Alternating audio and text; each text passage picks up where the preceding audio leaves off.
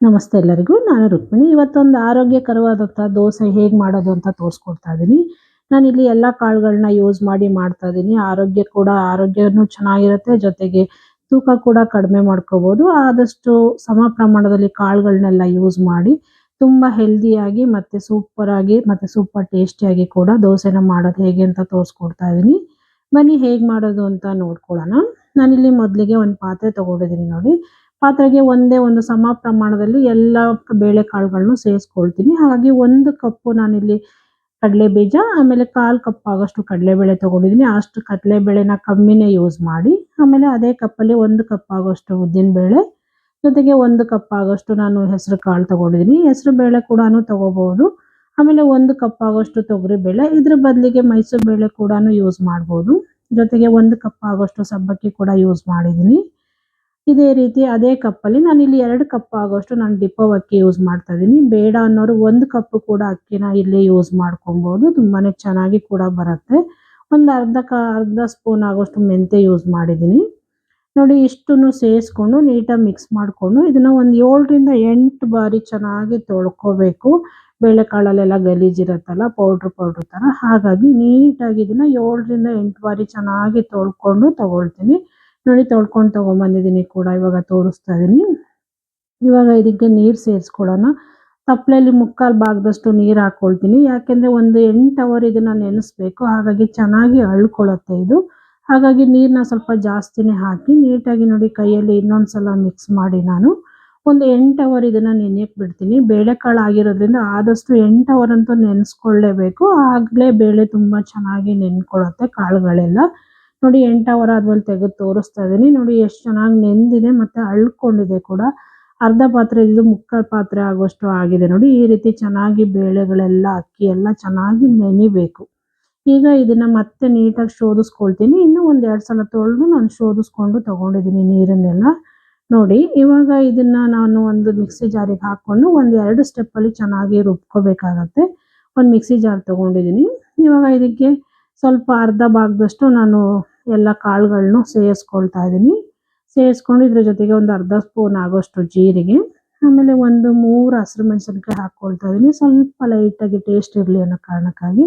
ಆಮೇಲೆ ಒಂದು ಅರ್ಧ ಇಂಚ್ ಆಗೋಷ್ಟು ಶುಂಠಿ, ಇಷ್ಟನ್ನು ಸೇರಿಸ್ಕೊಂಡು ನೀರು ಹಾಕಿ ಇದನ್ನ ಸಣ್ಣಕ್ಕೆ ರುಬ್ಕೊಂಬರ್ತೀನಿ. ನೋಡಿ ಸಣ್ಣ ರುಬ್ಕೊಂಡಿದ್ದೀನಿ ಕೂಡ. ಈ ರೀತಿ ರುಬ್ಕೋಬೇಕು. ಈ ರೀತಿ ಸಣ್ಣ ರುಬ್ಬೇಕಂದ್ರೆ ನಾವು ಬೇಳೆ ಕಾಳುಗಳನ್ನೆಲ್ಲ 8 ಅವರ್ ಅಂತ ನೆನೆಸ್ಕೊಳ್ಳೇಬೇಕು. ಆಗಲೇ ಅದು ಚೆನ್ನಾಗಿ ನೆಂದಿರತ್ತೆ. ಹಾಗೆ ರುಬ್ಬಕ್ಕೂ ಕೂಡ ನಮಗೆ ಸಹಾಯ ಆಗುತ್ತೆ. ಈಗ ಅದನ್ನೆಲ್ಲ ತೆಗೆದು ನೋಡಿ ಒಂದು ಪಾತ್ರೆ ಸೇರಿಸ್ಕೊಳ್ತಾ ಇದ್ದೀನಿ. ಇದೇ ರೀತಿ ಇನ್ನೂ ಒಂದು ಸ್ಟೆಪ್ಪು ಉಳಿದಿರೋದನ್ನು ಕೂಡ ಸೇರಿಸ್ಕೊಂಡು ರುಬ್ಕೊಂಡು ತಗೊಳ್ತಾ ಇದ್ದೀನಿ. ಅದನ್ನು ಕೂಡ ಇದಕ್ಕೆ ಹಾಕ್ಕೊಂಡು ಜೊತೆಗೆ ಜಾರಲ್ಲಿ ಸ್ವಲ್ಪ ನೀರು ಮಿಕ್ಸ್ ಮಾಡಿಕೊಂಡು ಅದು ಕೂಡ ತೊಳೆದು ಸೇರಿಸ್ಕೊಳ್ತಾ ಇದ್ದೀನಿ. ಇಷ್ಟನ್ನು ಸೇರಿಸ್ಕೊಂಡು ಇದಾಗಿದೆ. ಇವಾಗ ಇದಕ್ಕೆ ರುಚಿಗೆ ತಕ್ಕಷ್ಟು ಉಪ್ಪು ಸೇರಿಸ್ಕೊಳ್ತಾ ಇದ್ದೀನಿ. ಉಪ್ಪು ಕೂಡ ಸೇರಿಸ್ಕೊಂಡು 1ರಿಂದ 2 ನಿಮಿಷ ಇದನ್ನು ನೀಟಾಗಿ ಮಿಕ್ಸ್ ಮಾಡ್ಕೊಳ್ಳೋಣ.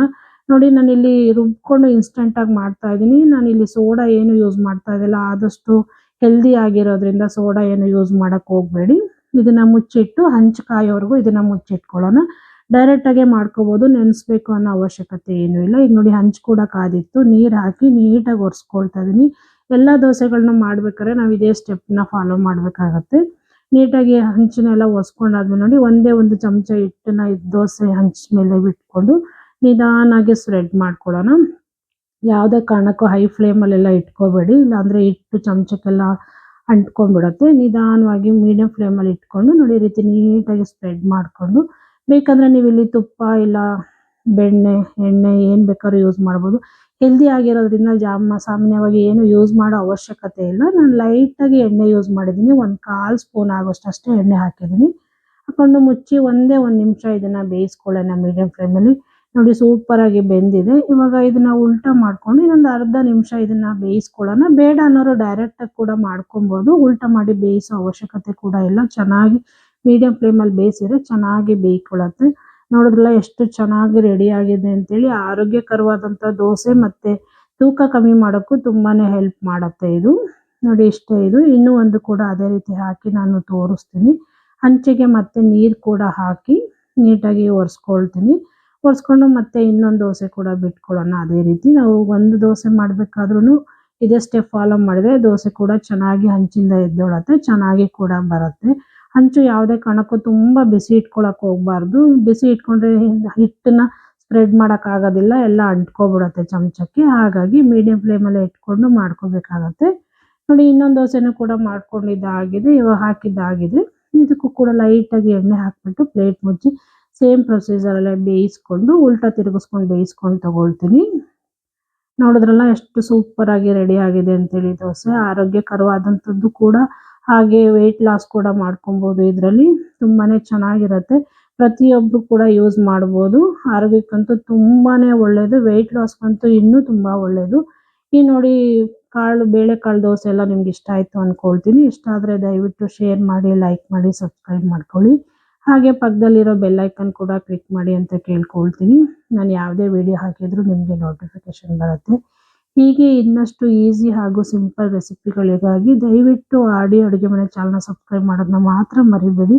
ಹೀಗೆ ಸಪೋರ್ಟ್ ಮಾಡಿ ಅಂತ ಕೇಳ್ಕೊಳ್ತೀನಿ ಫ್ರೆಂಡ್ಸ್. ನೋಡಿದ್ರಲ್ಲ ದೋಸೆ ಎಷ್ಟು ಚೆನ್ನಾಗಿ ಬಂದಿತ್ತು ಅಂತ.